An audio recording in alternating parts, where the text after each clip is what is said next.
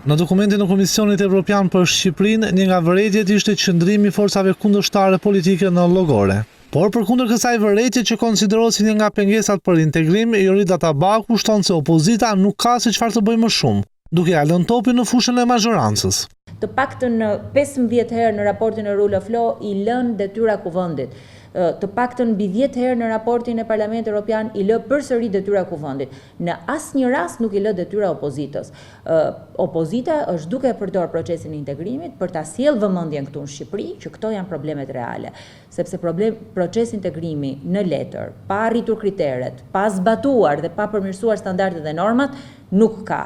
Një ditë përpara se të mbahet mbledhja e Komisionit të Stabilizim Asociimit në Strasburg, Tabaku, që në parlament është edhe kryetari i Komisionit të Integrimit, e cilëson surprizë rastin Velia e dëgjuar e përdorur në një dokument të Komisionit Evropian.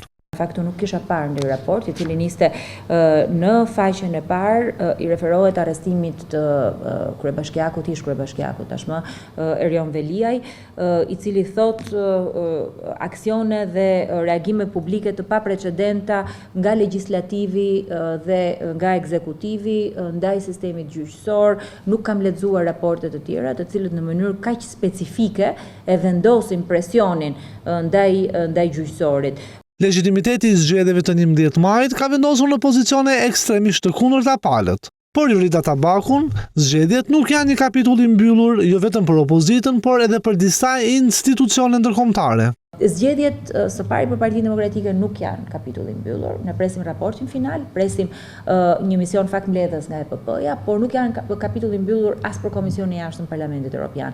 Në korrik do të miratohet raporti final, i cili u miratua në Komisionin e Jashtëm, do të miratohet në një seancë plenare dhe menjëherë pasaj edhe Komisioni i Jashtëm të Parlamentit Evropian do të bëjë një plan pune për mision faktmbledhës në Shqipëri në fillim të vitit të ardhshëm.